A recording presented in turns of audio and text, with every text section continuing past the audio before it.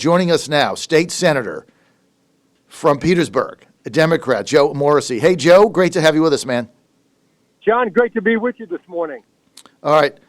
Got a lot to talk about. Let's start with Kamala Harris. Let me read you an email I got from one of our listeners in Atlanta, Georgia. He says, "Hey, John, Kamala Harris is not an African American, and in fact, per her father's writings, she descends from a family of slave owners. She was not bused. That's a lie, but she grew up in affluence. Her father was a Stanford professor. She's a poser and a faker." Your response? Let me just give you the facts, which is what I do. First of all, she's the daughter of a Jamaican and Indian, native Indian country of India. So that is her ancestry. That is her ethnicity, Jamaican and Indian. With respect to, did she grow up in an affluent household? She did. And her father was an educator and an academician. Next question. The other question is, she said she was a bust, and I guess the question is, was she really bust or not, or did she make that up? Well, everybody remembers the debate, and it's one of the points that surprised me that Biden selected her. But it was the high point. It was the pinnacle of her campaign. It was the first debate. She pivoted to the right.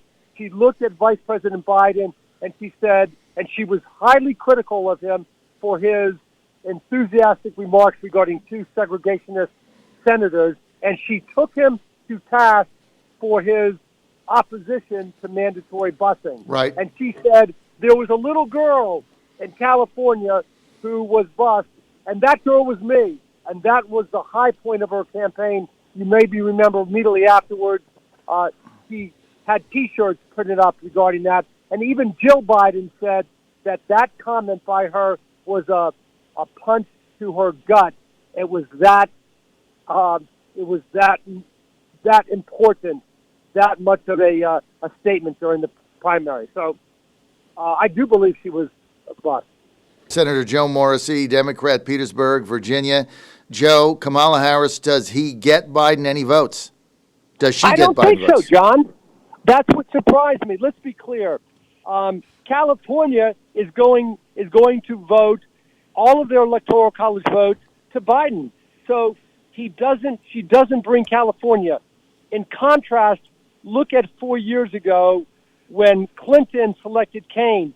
She needed Virginia. All right, she wanted those 13 electoral college votes, and she selected Kaine. So I don't see that she brings that to the ticket. I am not saying she isn't accomplished. I am not saying that her being a United States Senator and Attorney General for California, the District Attorney in in San Francisco, wasn't a substantive body of work. It was. But I don't see what she brings to the ticket. My choice, I thought it was going to select Ambassador Susan Rice. She is accomplished. She's credentialed. She has just a ton of foreign policy experience. She worked well with Biden when he was VP under Obama. Mm-hmm. In other words, I look for politicians. I want them to have done something, to have been accomplished. And I thought she was the most accomplished possible VP candidate. Well, and not only that, but Susan Rice is probably the best liar in history. You know, she got on TV after Benghazi and lied through her teeth. She did 8 shows in a row. It was flawless. I mean, she's a better liar than the Clintons. It's unbelievable. Just on that alone, he should have picked her. John, now you're being sarcastic. No, I'm just being honest. She's a big. I mean, she went on those 8 TV shows on Sunday. Remember, they were supposed to get Hillary Clinton. She had a headache because she didn't want to lie. She was running for president. So they rolled out Susan Rice. She did 8 shows, lied through her teeth 8 times. And when she got through that, she got a promotion. Hey, more power to her. Obviously, in politics, lying works, but it didn't work this time. All right, let's get to these riots going on last night, Joe, in Richmond. Now, this is a city we both are in. We own businesses here. You have a home here. We have office buildings here. This is our home, right? Last night, Right. Richmond, no cops anywhere. Windows blown out at the Omni Hotel, blown out at the John Marshall Hotel.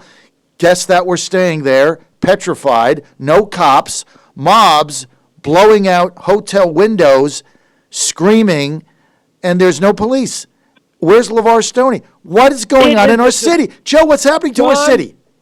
It is a disgrace, and I don't know why more Democrats aren't speaking out. Let me be clear about the following.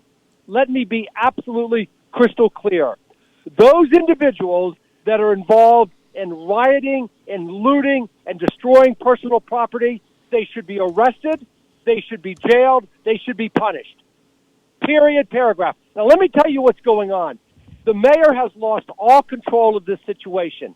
When 400 people showed up at the doorstep of City Hall with signs that say, "Mayor must resign," then from that point on, he's tried to curry favor with them. He's not being a leader. It is amazing to me that he is apparently is either telling the police to step down or the police are taking the cues from him. We have to have law and order. Nobody is a bigger champion than due process, free speech, defending the underdog than Joe Morrissey. But let me tell you this. You cannot condone rioting, theft, looting, destruction of innocent people's property, and there have got to be consequences.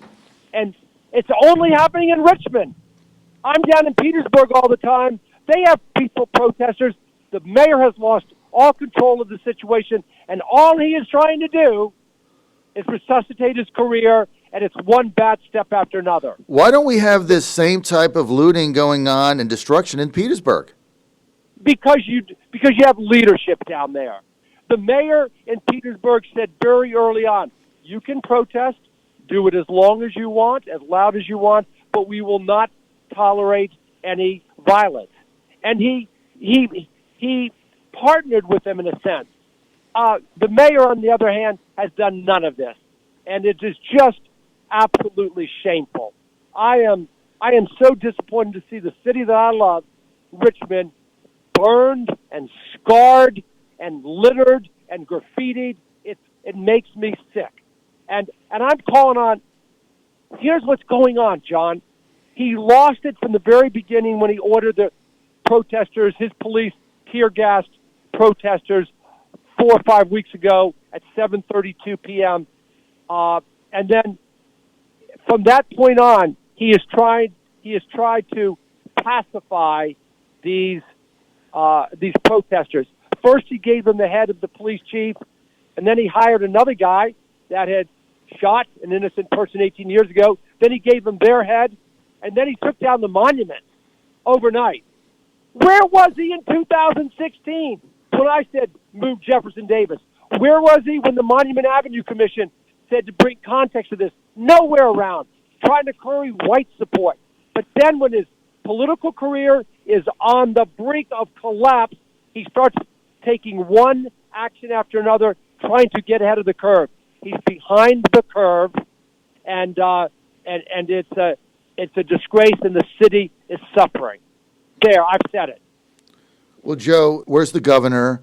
Where's Ralph Northam? He's living right up the street. Where's his chief of staff, Clark Mercer, your buddy? I'm going to call him out, too. I'm going to call every one of them out. Look, you guys have got a special session coming on August 18th. That's Tuesday, somewhere downtown Richmond. All these legislators from Northern Virginia and their ivory towers and all these left-wingers that you got to deal with in your party, they're all coming down, Joe. They're coming down to Richmond. They're going to drive through it. Joe, let me finish. They're going to drive through it. They're going to see the broken windows, the property destroyed, the businesses put under. They're going to see the graffiti, the F word all over the place, glass on the street. This is our city.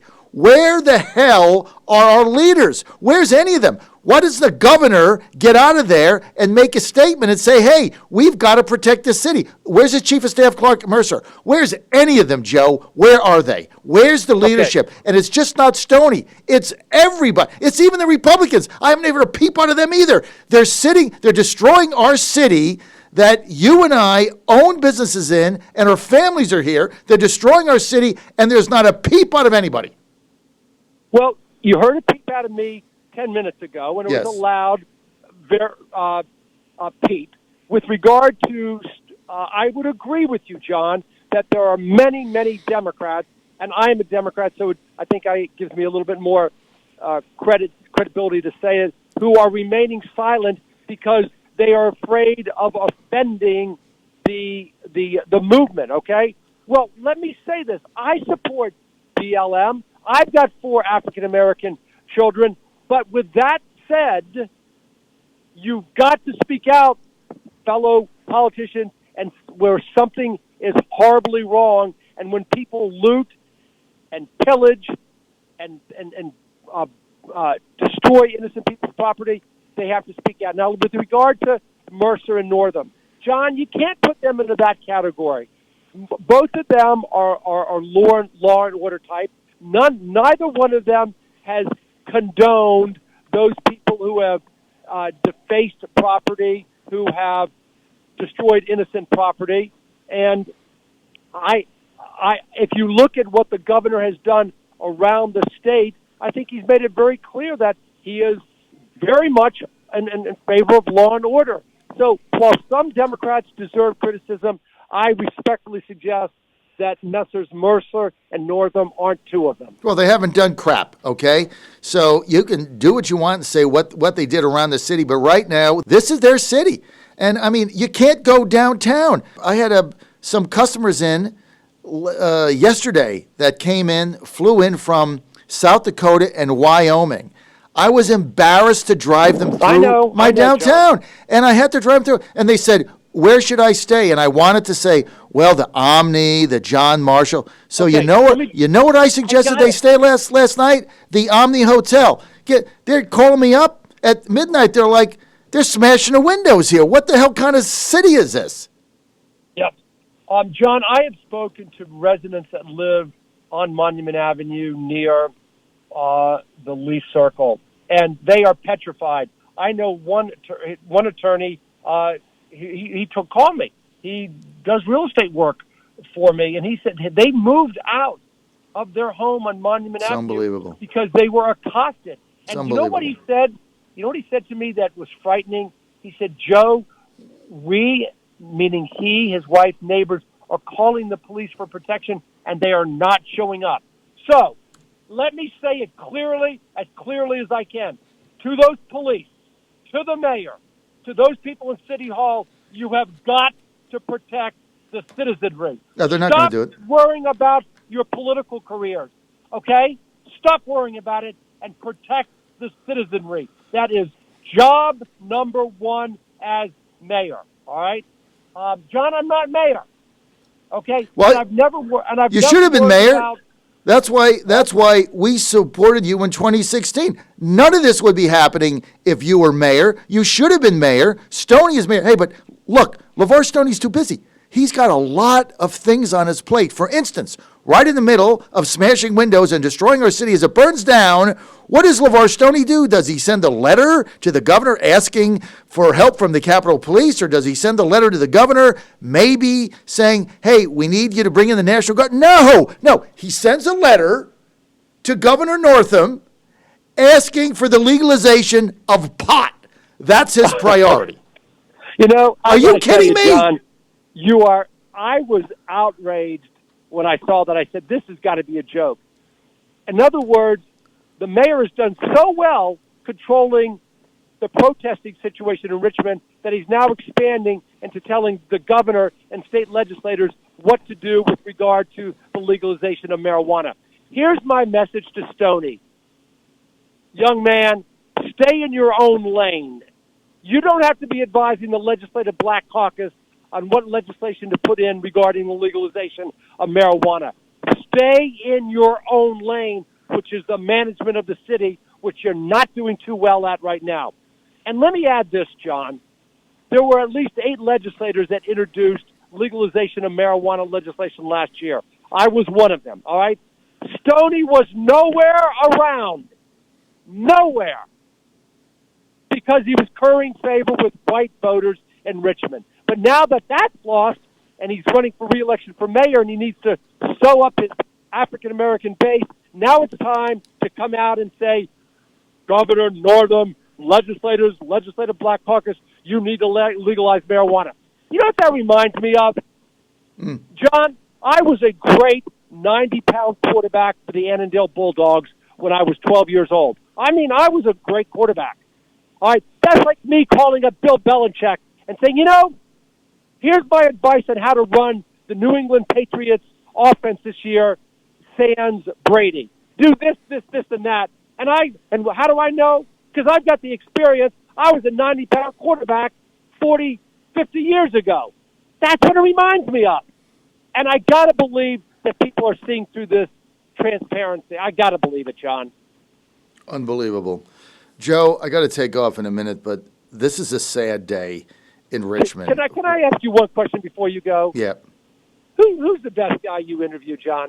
Joe Who's Morrissey. the one who brings more passion and more red meat to the arguments, more substance? Who is Joe it, my Morrissey. friend? Okay. Joe, I got a text here from one of my listeners in Richmond, Joe in Richmond. Not Joe Morrissey, Joe in Richmond says, that's all interesting. Would you ask Joe Morrissey, action, action, action, what are you going to do about it? Number one, 1 week ago, I sent out a scathing op-ed piece to the Richmond Times-Dispatch, excoriating the mayor and the police for the way they responded to this. I drew a comparison between the Capitol Police and how the colonel handled that situation when 22,000 protesters with guns showed up at the Capitol, handled it in stellar fashion compared with the mayor. And I have yet to see that op-ed piece appear in the Richmond Times-Dispatch. So let me say this to the editors of the RTD.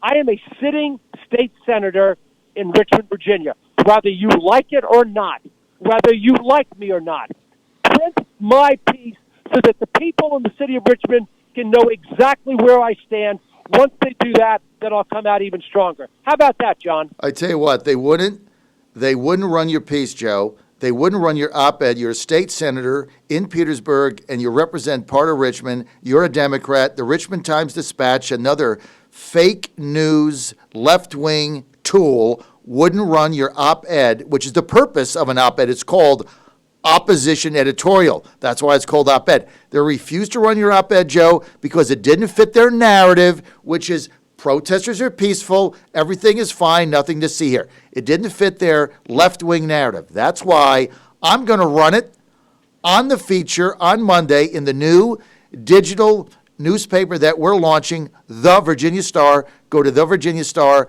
Launches on Monday, August 17th. If anybody wants to know, why are you starting The Virginia Star? Because they wouldn't run Senator Joe Morrissey's op-ed piece on what is going on in Richmond.